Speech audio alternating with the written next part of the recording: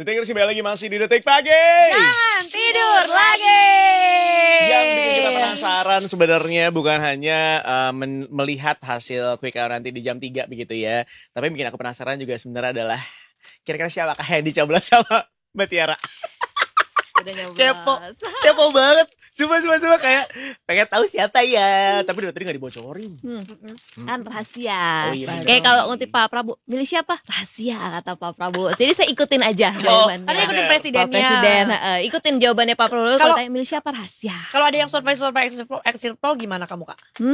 Kalau survei buat di ini aja, buat dipantau-pantau gitu ya, aja. sambil kita menunggu hasil quick count. Hasil quick count kalau sesuai aturan kan baru boleh jam 3. Iya.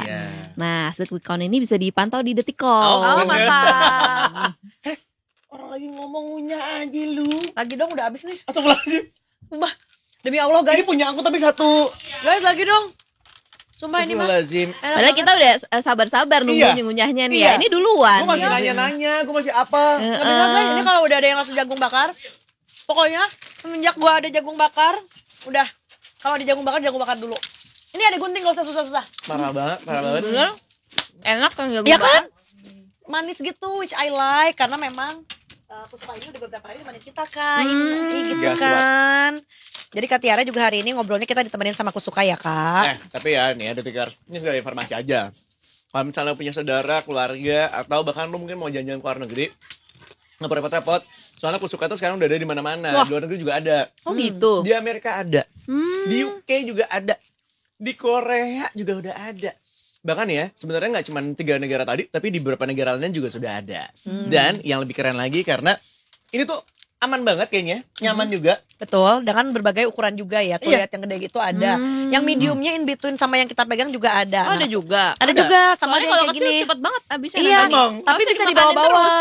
Bisa masuk tas Kak kalau ini. Kalau misalnya kita butuh suka yang harus ngemil terus kan gitu ya. Nah udah gitu juga ditambah kan kalau misalnya orang tuh suka nanya, kok bisa sih masuk ke USA kan kalau ke US tuh sebenarnya agak repot ya, harus ada aturan A, I, U, E, O nya gitu. Tenang aja karena aku suka tuh udah dapat capnya FDA dari USA. Jadi bahkan kan yang susah aja tuh bisa didapetin sama Kusuka. Gimana nggak ngasih rasa aman dan juga nyaman buat kita gitu. Detik Gitu. Jadi kalau cari cemilan aku suka aja ya. Karena aku suka. Aku suka, kamu suka. Kita kembali lagi ke Mbak Tiara. Kita kembali lagi ke yang suka juga sama aku suka ya. Mendingan Mbak Tiara habisin dulu karena abis ini kan bakal ngomong terus kan. gitu ya. Satu lagi nih. Iya ada satu lagi. Karena habis itu kita terus yang makan. gitu. Karena kita Benar. sudah mendengarkan Kak. Pokoknya kalau Detik tiba-tiba ngedenger, ini kerek mulu siapa ya? Ya 2 orang ini. Benar. Coba keras gitu. Mana ya. 2 mic lagi kan kalau kita ya. Ya udah sampai kita kasih pertanyaan ya buat Kak Tiara. Kak, dari pilkada serentak yang sangatlah unik ini ya. Pertama kali diselenggarakan serentak di Indonesia. Yang menurutmu jadi paling highlight banget tuh apa sih gitu? Wilayah-wilayah mana aja dan kenapa dikatakan unik atau mungkin spesial? Apakah mungkin memang dari si lumbung suaranya yang paling banyak kah? Atau seperti apa nih Kak? Iya. Benar ini kan pilkada serentak di Indonesia seluruhnya gitu kan. Seluruhnya juga harus mendapat perhatian yang sama dari para penyelenggara gitu. Tapi memang nggak bisa dipungkiri beberapa daerah tuh inilah ya dapat spotlight gitu ya. Dapat spotlight terutama bagi entah dari para insan politiknya, dari politikusnya ataupun dari para pemilih yang menunggu-nunggu siapa yang menang gitu. Memang ada beberapa daerah yang jadi sorotan gitu. Jakarta gitu kan ya, walaupun Jakarta yang akan tidak lagi jadi ibu kota gitu ya, tapi selalu kan ya Jakarta jadi sorotan gitu. Dan misalkan pilkada di Pulau Jawa juga gitu kan, Jawa Barat, Jawa Tengah, Jawa Timur dan juga di Banten gitu. Karena kan memang penduduknya banyak gitu ya, pemilihnya banyak. Jadi dari dari parpol gitu pun selalu menganggapkan memang Jawa tuh battleground gitu ya, battleground gitu. Mereka juga perlu menjaga pemilihnya gitu, mereka perlu menjaga calon-calon yang mereka usung tuh yang dipastikan menang, gimana strateginya. Jadi pilkada di Jawa itu provinsi-provinsinya semua jadi sorotan. Cukup ketat ya persaingannya ya. Cukup ketat apalagi Jawa Barat juga. sampai 4 kan. Nah, dan juga selain itu ada beberapa daerah lain gitu. Misalkan kalau dari provinsi gitu kan, misalkan di Sumatera Utara karena kan ada menantunya Pak Jokowi. Betul. Gitu ya, bersaing di sana melawan petahana gitu kan. Ada juga misalkan beberapa perebutan kayak misalkan di Bali gitu ya, Bali yang tadinya terkenal sebagai kandang banteng juga gitu PDIP gitu kan, apakah misalkan dari lawannya bisa merebut kandang banteng itu gitu kan, atau juga beberapa daerah lainnya gitu dengan kalau misalnya Pilwalkot itu juga ada beberapa yang menarik kayak misalkan di Solo gitu ya, karena kan Solo juga identik dengan misalkan tempat tinggalnya Pak Jokowi gitu ya, apalagi setelah Pak Jokowi tidak lagi presiden tinggal di sana gitu, jadi menarik juga. Atau misalkan kota dan kabupaten yang di sekitar Jakarta gitu kan, saya Depok, saya Bekasi, saya Tangsel gitu kan, atau Banten juga karena di sekitar Jakarta gitu masih jadi sorotan. Nah itu kira-kira beberapa daerah yang menarik, tapi selain itu juga beberapa yang jadi perhatian kemarin kan ada misalkan beberapa ada bencana gitu kan, itu bagaimana dari penyelenggara strateginya adalah supaya pilkada tetap bisa berlangsung gitu ya di daerah yang walaupun harus ada pindah TPS-nya, masyarakatnya gimana itu tetap bisa berjalan. Di lewat Tobi gitu ya. Itu kasihan banget kan teman-teman ya, kalau misalnya kamu lihat mereka masih di tanda pengungsian juga, tapi yang kita senang karena tadi pagi juga kita sempat terhubung nih Kak sama reporternya. Mereka juga tetap berbondong-bondong datang ke TPS. Jadi mudah-mudahan meskipun lagi ada bencana tetap terselenggara pesta demokrasinya gitu ya. Nah ini kita ngeliat dari tadi disampaikan juga bahwa yang menarik adalah di Sumatera Utara dan juga Jateng. Kenapa itu bisa dibilang saat ini tuh persaingannya dibilang ketat banget? Why? Yeah. Karena kita kan selama misalnya masa kampanye juga ada beberapa misalkan sudah berlangsung, ada debat, ada yang kampanye keliling-keliling, ada termasuk survei gitu ya. Survei ini kan bisa dibilang bisa jadi panduan, bisa jadi acuan gitu ya, untuk melihat bagaimana perolehan saat itu. Tapi saat survei dilakukan, tapi ya saat pencoblosan apakah sama apakah beda bisa nggak tahu juga kan ya di hari pencoblosan ini. Nah tapi memang saat survei itu ada misalkan seperti daerah di beberapa daerah yang kayak masih kejar-kejaran, salip-salipan, ganti-gantian gitu. Jadi yang masih orang kayaknya beberapa daerah ada yang kayaknya udah bisa diprediksi. Nah beberapa daerah ini masih kayak siapa nih ya, karena masih tadi kejar-kejaran itu gitu kan. Kayak di-mention tadi misalkan di Jawa Tengah, di Sumatera Utara, di Jakarta pun juga kan masih mepet-mepetan gitu semua ya. Jadi itu yang kayaknya memang banyak ditunggu-tunggu lah gitu kan. Pada harap-harap cemas dari calonnya, harap-harap cemas, misalnya saya harap-harap cemas, pemilihnya juga kayak penasaran gitu. Apalagi kalau misalkan di Jakarta kan aturannya beda ya. Jadi kalau di Jakarta itu kalau ada calonnya lebih dari 2 pasang itu calon pemenangnya harus mendapat perolehan 50+1. Rulesnya beda sendiri ya di ya, beda lain. sendiri. 50+1. Nah, kalau misalkan nggak ada yang mencapai 50+1, berarti ada putaran kedua. Gitu. Dan putaran kedua itu waktu 2017 juga terjadi seperti itu kan. Nah, makanya jadi sekarang nih yang lagi ditunggu-tunggu kalau di Jakarta itu 1 putaran apa 2 putaran nih. Kira-kira menurut dari pandangan Anda nih yang setiap harinya berjibaku dengan politik gitu, kelihatannya naga-naganya tuh seperti apa Kak? Apakah 1 putaran atau 2 putaran? Itulah tadi kan, makanya dari hasil survei aja bisa berubah-berubah gitu kan.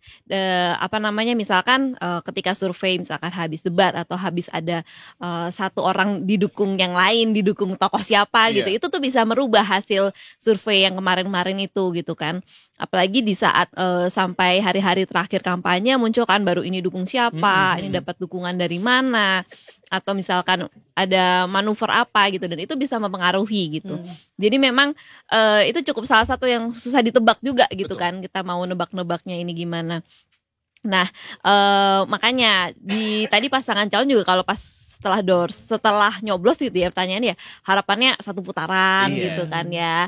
Ada yang bilang kan supaya kita langsung cepet lah gitu kan. Nanti kalau misalnya ada yang bilang kalau jadwal pelantikan itu kan sekitar Januari atau Februari ya, tergantung ada gugatan atau enggak gitu kan.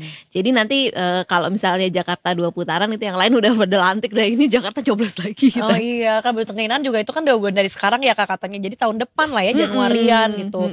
Yang mana kan sebetulnya itu juga memakan biaya yang tidak sedikit ya Kak ya, print lagi kertas suara lah gitu. Kak, kalau tadi highlight yang sepertinya banyak persaingan, semuanya pada pengen mendapatkan posisi di wilayah tersebut. Kalau yang kira-kira wilayahnya mungkin belum tentu nih dapat banyak sorotan tapi rawan konflik, itu ada juga nggak sih Kak? Kemarin kan saat masa kampanye ada beberapa peristiwa gitu kan, seperti misalkan di Sampang gitu kan, ada insiden yang sampai merenggut korban jiwa gitu ya. Jadi para penyelenggara gitu ya memastikan supaya aman nih gitu pilkada di berbagai daerah gitu. Jangan sampai masyarakat jadi takut untuk ke TPS, malah kayak aduh takut nih gimana jadi nggak usah nyoblos gitu misalkan. Jadi itu beberapa yang memang jadi sorotan. Ada juga misalkan daerah-daerah yang rawannya karena misalkan takutnya ada perpindahan orang yang dengan jumlah besar gitu kan ya. Ada yang juga sambil para pengawas pemilu ini juga mengawasi kalau ada money politik, serangan fajar gitu kan. Jadi itu yang pada diawasin lah di detik-detik sebelum pencoblosan. Iya. Ini juga ada yang menarik. Kita sempat bahas masalah kota kosong beberapa waktu lalu begitu ya. Dan sekarang kalau kita lihat KPU sendiri menyatakan ada 41 daerah yang punya calon tunggal alias melawan kota kosong. Ada terdiri dari 1 provinsi di Papua Barat, 35 kabupaten dan 5 kota. Ini apakah dalam prosesnya akan ada yang beda nih antara pilkada dengan calon tunggal atau yang punya beberapa paslon? Nah kalau sebenarnya kalau mekanisme di luar nyoblosnya itu sama gitu ya, sama-sama ya datang ke TPS, ambil surat suara gitu. Nah cara mencoblosnya yang mungkin ya mirip-mirip beda dikit lah. Cuman biasanya kalau misalnya kita buka kertas suara kan misalnya ada 2 kotak apa 3 kotak atau 4 atau 5 ada mukanya semua gitu kan. Nah kalau misalnya calon tunggal nih kita cuman buka ada 2 kotak, 1 ada mukanya 1 enggak gitu. Jadi kosong, makanya kenapa lawan kotak kosong tuh gitu. Jadi 2 kotak, 1 ada mukanya, 1-nya kosong gitu. Nah jadi tinggal para pemilih ini mau nyoblos yang mana nih, yang si calon tunggal ada mukanya atau yang kotak kosong. Kalau misalnya Kak ternyata banyak yang nyoblos kotak kosong itu tuh gimana sih jadinya akhirnya dia nggak bisa maju juga ya sih yang ada aturannya sendiri. Jadi di undang-undang ya atau di PKPU ada aturannya tentang misalkan nanti dibuka lagi pendaftaran seperti itu, atau kalau nggak salah di setahun berikutnya nanti ada coblosan lagi kayak gitu. Nah yang menarik kemana ada putusan MK soal kota kosong ini nanti di pilkada berikutnya gitu ya. Format surat suaranya beda nanti. Jadi bentuknya bukan lawan kota kosong tapi kayak yes or no gitu kalau nggak salah. Jadi harus diubah di sentra suara, tapi itu untuk pemilu berikutnya. Kirain satunya lagi bakal hey siapa dia gitu. Kita nggak pernah tahu. Kayak lebih menarik untuk kaum Gen Z akan semakin tertarik untuk datang itu lebih kayak ke tebak-tebakan yang kayak suka dijawabnya zong atau tidak ya. Kamu nyoblos yang B nggak? Yang B kita nggak tahu siapa. Surprise gitu. Udah yakin mau milih kotak yang ini atau yang kotak ini? sebelumnya Anda mendapatkan voucher Narsis. Atau mau beli Kan amplop kirainnya. nih. Nah, kirain beda-beda. Kita kan nggak pernah tahu. Kayaknya itu lebih menarik buat Gen Z ya. Malah kayak aku malah lebih suka yang kejutan. Ternyata kan gitu plot twist. Nah, Gen Z mungkin akan tertantang buat datang langsung ya ke TPS ya. Oke. Lanjut lagi tadi sempat dibahas juga. Ini Jatim menarik banget Kak. Cewek semua. Ya. Minimal kan kenapa jadi perhatian ya karena sebetulnya keterlibatan perempuan di politik itu sedikit ya. Minimal semuanya tuh kayaknya nongplak gitu di Jatim. Kok bisa sih fenomena di Jatim seperti itu Kak? Memang ini menarik juga ya Jatim, 3 calon semua cagupnya perempuan gitu ya, wakilnya yang laki-laki gitu kan. Jadi ramai disebut pertarungan para Srikandi gitu di Jawa Timur. Nah, jadinya entah apakah ini bagian dari strategi gitu ya, strategi misalkan wah ini yang kandidat ini udah perempuan, ayo kita cari siapa perempuan juga, atau memang kebetulan tokoh-tokoh yang menonjol di Jawa Timur beberapa waktu terakhir ini memang tokoh-tokoh perempuan ini gitu. Memang selama ini jadi sorotan gitu partisipasi perempuan sebagai kandidat gitu ya, baik di kemarin di pileg gitu maupun di pilkada gitu, memang dinilai masih kurang gitu. Kayak misalnya udah ada nih yang bermunculan tapi tetap aja nggak memenuhi misalnya 30%, paling nggak mencapai angka 30% aja tuh nggak mencapai gitu. Nah nantinya kita lihat juga nih misalkan keterpilihannya gitu kan, apakah misalkan sosok-sosok kandidat perempuan ini punya keunggulan gitu. Biasanya kan kalau misalkan analis politik ada misalnya kandidat perempuan, misalkan dinilai lebih keibuan atau misalkan lebih bisa mengayomi, ada beberapa gitu ya analisis gitu kan. Nah tapi kalau gimana kalau calonnya 3 perempuan gitu kan ya.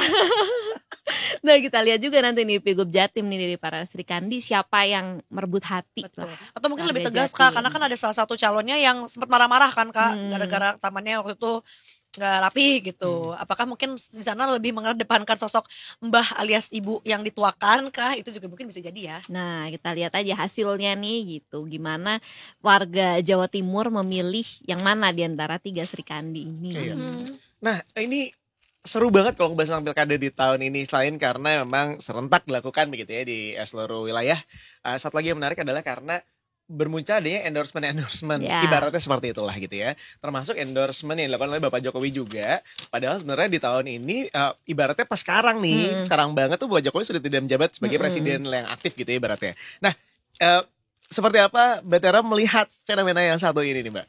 Menarik, iya, bisa. Ini salah satu fenomena yang menarik juga di pilkada ini, karena jadi bukan cuman sosok calonnya gitu. Ya. Saya bukan cuma parpol pengusungnya, tapi siapa tokoh yang mendukungnya gitu ya. Ini dapat dukungan dari tokoh siapa Ya. gitu kan. Mungkin ini jadi apa ya, analisis juga gitu ya kalau dari pakar-pakar mungkin melihat ya ini preferensi pemilih, ternyata pemilih tuh sekarang ada gitu. Apakah memang peran dari endorsement ini gitu, apakah pemilih misalnya ngeliat, aduh aku maunya milih calon yang didukung sama tokoh ini gitu, atau dukung tokoh ini gitu, karena perlu dilihat juga gitu ya, perlu dilihat juga apakah ada kaitannya dengan pilkada ini berdekatan dengan pilpres.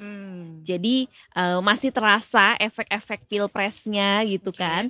Jadinya pemilih tuh masih, karena mungkin pemilih ada yang bingung nih mau milih siapa gitu. Kalau pas pilpres karena masih fresh gitu ya diingatannya kan gitu. Pas pilpres ada siapa-siapa aja calonnya, siapa-siapa tokohnya. Jadi kayak pemilih tuh bisa terpengaruh dengan oh ini didukung siapa, oh ini dekat dengan siapa gitu. Mungkin ada pengaruhnya juga karena pilkada ini dengan pilpres deketan. Nanya juga dong. Ini kan kalau kita tahu ya ada yang disebut dengan Jokowi Effect kan, itu kayak ramai banget dari beberapa tahun yang lalu gitu ibaratnya. Tapi kalau sekarang kan Bapak Jokowi sudah tidak lagi menjabat menjadi presiden nih, masih ada nggak sih si Jokowi Effect ini? Ya buktinya kemarin juga banyak calon yang nemuin Pak Jokowi kan, Oh, iya banyak juga ya, sih. Kunjung ke Solo. kunjung ke Solo gitu kan, untuk ketemu, Silaturahmi aja kali untuk mungkin. ngobrol, untuk bikin video, Bikin video, iya kan? juga Karena kan. itu kan preskon udah ya di depan. Ya, jadi ya berarti nggak bisa dipungkiri masih berefek juga. Buktinya yang nemuin masih banyak kan. Iya juga sih ya. Sekuat itu ya. By the way abis mau nambah lagi tapi takut gitu-gitu Astagfirullah. banget, malu ah. Ini masih punya aku Ya ya, udah ya malu. karena aku juga dinyiapin Jangan 2. gitu-gitu banget Iya, ini udah. Astagfirullahaladzim.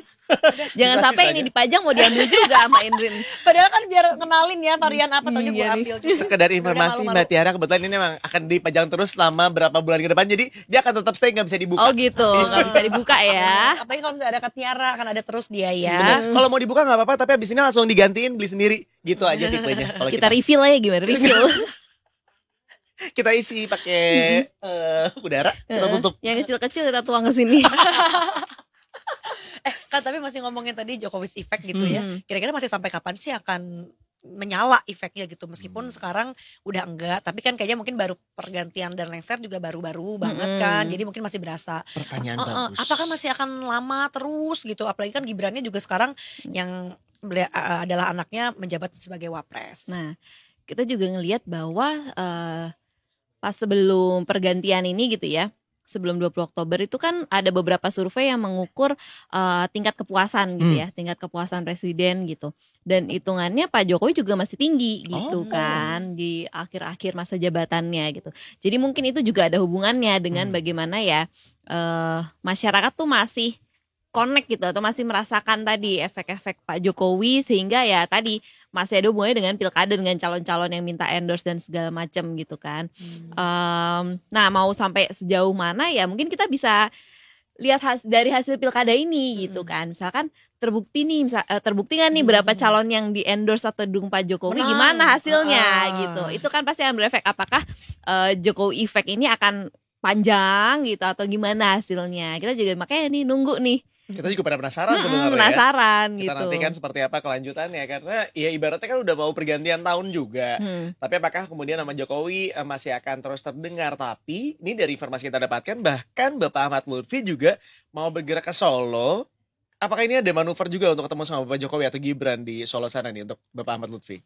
Nah, kalau update terbaru belum tahu, cuman mungkin nggak kelihatan ya di misalkan untuk pilkada ini epicentrumnya jadi selain di Jakarta juga epicentrumnya di Jawa Tengah, di Solo. Betul. Gitu ya, karena Pak Jokowi di sana gitu. Bisa aja ada kayak calon-calon yang misalnya habis nyoblos lalu ke rumah mana gitu ya, ada juga ya habis nyoblos ke rumah Pak Jokowi gitu kan. Jadi kayaknya dari elit parpol juga mengamatinya gitu ya, selain mengamati dari Jakarta, mengamati dari Jawa Tengah juga gitu. Nah, jadi inilah bagaimana nanti kita tektokan juga ya dari tim Jakarta dengan tim Jawa Tengah gimana update di sana. Dari Jawa Tengah juga memantau gimana update yang dari Jakarta gitu kan. Apakah betul bertandang ke rumahnya Bapak Jokowi begitu ya, Bapak Ahmad Lutfi ini? Kita juga masih penasaran dan masih nungguin. Betul ya Kak, terus juga kalau misalnya ngelihat fenomena tadi sempat dibahas juga terkait musibah di Lewotobi gitu ya. Kalau misalnya dari kamu ngelihatnya gimana Kak, kalau ada force major kayak gini kan mereka bahkan mesti ngungsi gitu ya. Apakah mesti sama kayak gitu peraturannya atau mungkin bisa diperketat aja, udahlah nggak harus ada undangan, nggak harus ada bisa menunjukkan ID gitu untuk milih, jadi semua yang ngungsi langsung aja nyoblos misalnya di TPS yang ada di depannya gitu. Apakah butuh ada nggak pengecualian, karena kebetulan banget kan di tahun ini ya ada erupsi gitu dari Gunung Lewotobi. Kalau nggak salah memang kalau dari KPU tuh sudah ada aturan-aturan tertentunya, misalkan untuk tempat pemilihan khusus yang ketika misalnya terjadi bencana gitu ya. Jadi ketika tadi tempat pemilihan khusus gitu ya, ada aturan-aturan tertentu yang sudah dibuat oleh KPU gitu. Dan kemudian kalau untuk Lewotobi ini juga karena udah jadi sorotan, beberapa menteri juga kunjungan ke sana. Pasti sudah disiapkan lah beberapa titik dan bagaimana masyarakat diarahkan ke TPS ini, ke TPS itu gitu. Karena memang beberapa aturan, misalnya pengaturan siapa di TPS ini, siapa di TPS mana, itu kan juga penting untuk memastikan ini ya, hak suaranya tersalurkan dengan benar gitu ya. Nggak ada kecurangan, nggak ada yang mendadak berbondong-bondong ke satu titik gitu. Sebenarnya beberapa kayak misalnya ini juga pernah terjadi kalau misalkan banjir gitu, kayak kalau misalnya pas Pilpres atau beberapa tahun yang lalu, jadi ketika misalkan mendadak udah ada TPS mencari di sini tapi banjir gitu, ada aturannya misalkan bisa dipindahkan kemana atau digabungkan dengan TPS lain, TPS terdekat gitu digabungin gitu, itu bisa juga. Jadi ada tuh aturan-aturannya kalau terjadi force major yang emang beneran mendadak gitu ya. Bagaimana supaya pemilih tetap bisa menyalurkan hak suaranya. Kayak misalkan yang sekarang di Medan itu ada banjir di beberapa titik kan gitu. Jadi pasti sekarang di Medan KPU-nya juga bagaimana memastikan pasti ada TPS yang jadi nggak bisa buka, TPS yang harus dipindahkan gitu. Gimana caranya supaya masyarakat itu tetap bisa menyalurkan hak suaranya dalam kondisi yang tidak ideal ini. Jadi sekali juga kita mau mengimbau buat teman-teman yang saat ini melakukan pencoblosan gitu ya, tolong diperhatikan juga tim-tim dari TPS masing-masing, karena itu tuh yang bekerja di sana tuh juga bekerja dengan cukup keras gitu ya. Maksudnya persiapannya juga dengan sangat baik, jadi tolong dihargai gitu. Jangan rese, lu nya jangan marah-marah aja, jangan, kasihan tahu mereka juga lagi pada kerja gitu. Iya tahu, mengingat banyak yang dulu kan katanya sampai ada yang meninggal ya, masuk UGD. Guys, itu tuh gak main-main loh. Tanggung jawabnya juga gede. Iya benar. Mbak, tapi kan ngelihat di tahun ini dilakukan secara serentak nih ya. What do you think about it? Apakah ini memang suatu hal yang kayaknya ini kayaknya memang sebaiknya diberlakukan seperti ini aja gitu, supaya orang kalau mau sibuk sekalian semuanya, padat sekalian semuanya, dan dengan cara seperti ini mungkin bisa mencegah quote-unquote kecurangan juga, karena supaya ya udah di breakin semua, fokusnya tuh ke satu titik semua gitu, nggak jadi kepecah. Ya ini kan memang pilkada serentak pertama gitu ya, tapi memang persiapannya sudah dari bertahun-tahun sebelumnya, sampai misalkan jadi dibikin pilkada tadi ya, ini pilkada serentak yang beberapa daerah tuh kayak dibikin beberapa ronde gitu supaya di 2024 ini bisa barengan gitu circle-nya gitu. Tentunya pasti banyak evaluasi gitu ya. Ini kan dulu tujuannya salah satunya juga agar pemimpin daerah tuh semua cycle-nya sama gitu, dimulainya bareng, selesainya bareng gitu. Kalau dulu kan beda-beda gitu kan ya, ada yang 5 tahunnya sekarang sini gitu. Harapannya itu sama gitu. Nah tentunya pasti dari pemerintah dari melihat penyelenggaraan pasti ada evaluasi gitu kan. Salah satunya kemarin juga sempat ada muncul evaluasi gimana kalau nggak barengan nih pilpres dengan pilkada nih, jangan di satu tahun yang sama gitu. Karena ada kejenuhan gitu dari pemilih, kejenuhan, atau termasuk juga beban penyelenggaraannya juga berasa kayak nggak berhenti gitu ya, kayak baru selesai ini lanjut ini kayak gitu dikasih nafas ya. Iya, kayak nggak dikasih nafas. Jadi ada evaluasi misalkan pileg pilpres dengan pilkada tuh jangan di tahun yang sama. Ada juga misalkan evaluasinya pemilu nasional dengan, jadi dipisahnya tuh pemilu nasional dengan pemilu daerah gitu. Jadi nasionalnya sebenarnya misalnya pilpres sama pileg yang DPR aja, daerah tuh misalnya pilkada sama pileg yang DPRD sendiri gitu. Ada gitu. Jadi ada beberapa usulan-usulan yang tentunya harusnya pemerintah juga melihat mana nih yang kira-kira cocok, yang kira-kira bisa efektif gitu untuk diselenggarakan di Indonesia. Kalau menurut Kak Tiara nih Kak, dengan adanya serempak ini, apakah jadi semuanya tuh tersorot atau justru kayak mungkin fokusnya malah jadi kebagi? Biasanya yang orang-orang pada fokusin di yang highlight yang major tadi, akhirnya mungkin beberapa daerah yang dianggap ya nggak terlalu dapat sorotan itu tuh bisa jadi luput dari perhatian Kak. Ya itu juga salah satu evaluasinya gitu kan. Karena bisa jadi misalkan ya beberapa daerah kayak di Jakarta dan di Pulau Jawa dapat sorotan yang besar gitu kan ya. Atau misalkan pemilihan gubernur yang tingkat provinsi nih semua mata ke situ gitu. Sampai lupa kayak gue harus nyoblos yang bupati juga, wali kota juga gitu kan. Kayak misalnya tadi abis aku nyoblos teman aku juga nanya, aduh aku baru tahu nih calon pilwakotnya ternyata ini gitu. Dia fokusnya kayak gubernur kali ya. Gubernur ternyata mau nyoblos juga. Aduh milih siapa nih, baru ngeliat tadi karena dia fokus pada misalnya yang gubernurnya aja atau provinsi gitu. Ya memang nggak bisa dipungkiri itu jadinya terpecah konsentrasinya. Bukan cuma pemilih tapi pasti dari parpol-parpol atau elit politiknya mereka juga terpecah gitu kan ya. Tokoh politik nasionalnya gue harus merhatiin yang daerah ini tapi ini juga perlu, ini juga perlu. Jadi beberapa daerah yang kayaknya kurang sorotan gitu. Nah, tapi setuju sih kayak buat kita pribadi juga kita tuh ngejar buat nyari, misalnya kita harus milih 3 gitu ya, dari gubernur, bupati sampai wali kota. Kita juga nyari informasi itu karena kelabakan sendiri gitu loh. Coba kebayang Jawa Barat aja ada 4 misalnya gitu ya, udah nyari 4 calonnya ada 4. Udah iya, calonnya ada 4, udah gitu belum lagi ntar ada bupatinya, wali kotanya, kan mumetnya lumayan juga ya. Dan itu aja kan pasangan ya, calonnya dan wakilnya gitu. Itu juga udah yang empuk ya. Oke, terus udah gitu Kak, kalau misalnya dilihat gitu ya dari pemilihan ini gitu, apakah ini juga jadi kayak sekalianin aja gitu ya, apa namanya kemarin tadi ngebahas juga tentang pemilihan tuh di hari Rabu gitu, hari yang ideal juga ya Kak untuk dijadikan ya udah libur nasional aja sekalian gitu di tengah pekan. Di tengah pekan, ya katanya biar emang nggak pada banyak yang bolos kalau di hari Senin atau di Jumat tuh kayak orang tuh dibablasin gitu kan. Karena kalau di hari Selasa atau hari Kamis takutnya ada yang Harpitnas. Jadi orang masih cuek kan. Malah terus liburnya dipakai buat liburan keluar kota, buat nyoblos. Jadi nggak nyoblos gitu. Itu juga salah satu alasan kali ya. Mungkin bisa itu juga, atau soalnya pernah ada sih dibahas kenapa selalu di hari Rabu gitu ya. Tapi nggak tahu apakah mungkin bisa dikaji di hari yang lain. Asal jangan akhir pekan ya. Sumpah jangan dipakai. Jangan jangan dipakai. Jangan ya, tolong. Sekarang kita butuh libur tambahan ya. Ini karena butuh libur tambahan, nama ini curhat wartawan ya. Iya benar. Tapi kita Kamis Jumat libur gak nih? Ya sudah dipastikan tidak ya.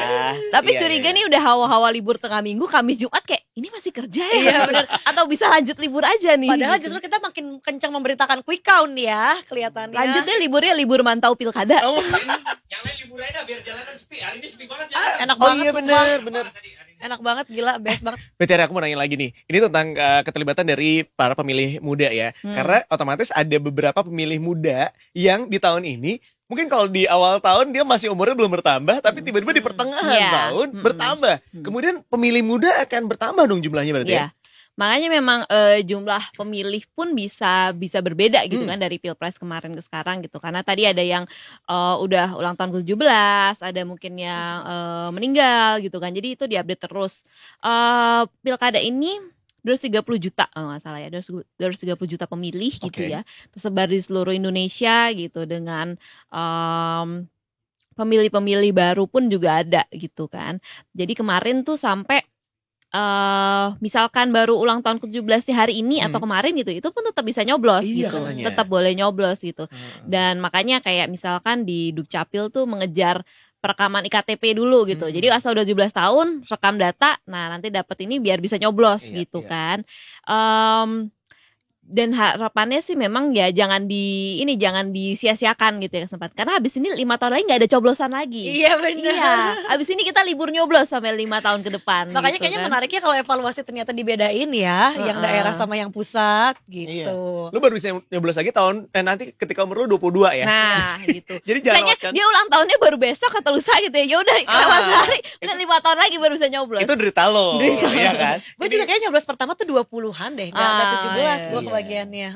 Tapi kan bete ya kalau misalnya ulang tahunnya baru besok gitu ya. Berarti tahun ini kayak, gue gak bisa milih, gue baru milih. Teman-teman gue udah pada duluan, gue baru umur 22 gitu kan. Dan dia harus nunggu dua-dua ya, Terus nanti obrolannya, ini baru pertama kali nyoblos gitu ya. setelah lulus kuliah. Udah gitu teman-teman seangkatannya, kok lo gak ada itu Ini yang tadi jari lo sih? Iya, Gue ulang tahunnya besok. Ya ampun, Mohon sedih banget. izin. Sedih banget. Yang lahirnya Desember gitu ya. Kasian ya Harus Allah. sabar 5 tahun Sabar. lagi.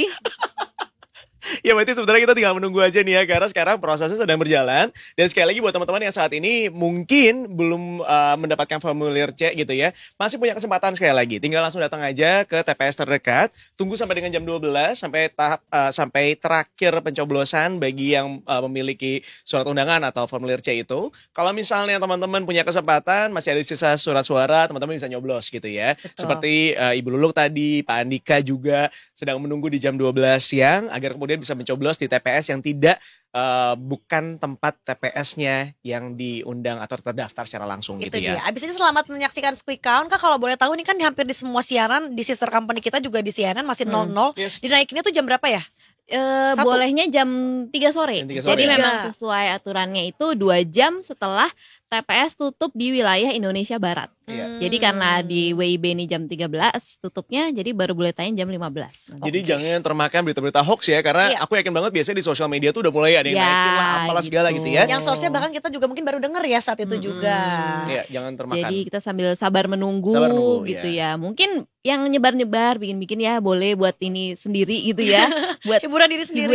Benar. buat hiburan, buat keyakinan masing-masing. Dan bukan apa-apa, takutnya ngasih PHP kepada Nah. calon pemimpin daerah yang nggak terpilih kan, jadinya kan kasihan juga ya. PHP ya. Jangan Nah, ngasih PHP, kasihan itu mending satu. tungguin aja Iya. quick count-nya biar pasti. Nah, Iya. mendingan sekarang lu jalan-jalan ke mall, lu gunakanlah tinta lu sebaik-baiknya. bener sambil nunggu quick count Iya, ya. Dan diskon. Dapat diskon. Dan juga bocorannya Kak katanya Quick Count hampir 90% ke atas bener lah ya sama real count biasanya.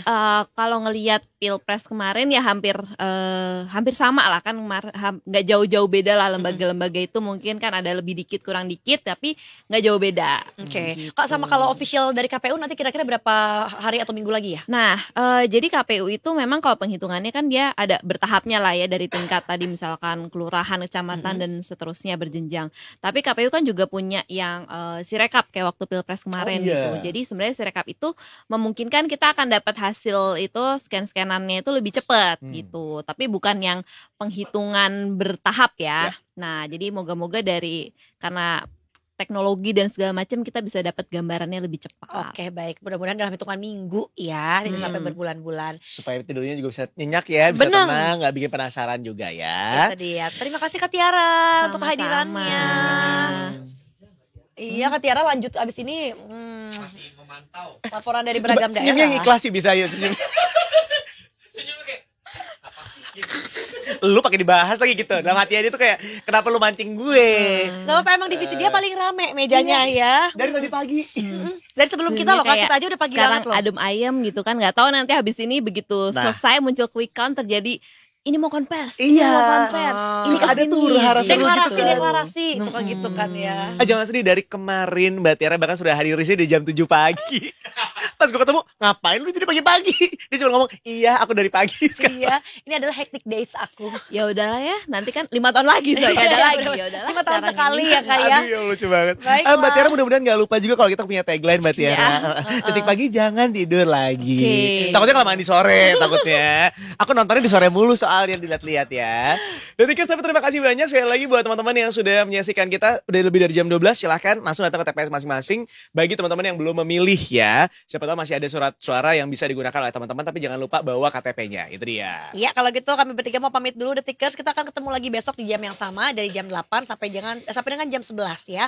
Hari ini spesial memang karena ngebahas pilkada jadi kita lebihin dikit. Oke? Iya. Kalau gitu makasih sekali lagi Kak Tiara. Sampai berjumpa Sama-sama. kembali. Ini Aryo. Jangan lupa juga untuk follow semua sosial media kami di Instagram, di TikTok dan juga di X @detikcom. Sama buat kamu yang nontonnya live via YouTube juga jangan lupa di subscribe Detikcom. Dan jangan lupa juga doakan pemimpin daerah yang diinginkan begitu ya. Mudah-mudahan tidak ada kecurangan apapun. Semuanya berlangsung dengan lancar sampai dengan nanti pengumumannya. Amin. Sekarang waktu kita bertiga untuk pamit. Detikers, sampai bertemu besok di Detik Pagi.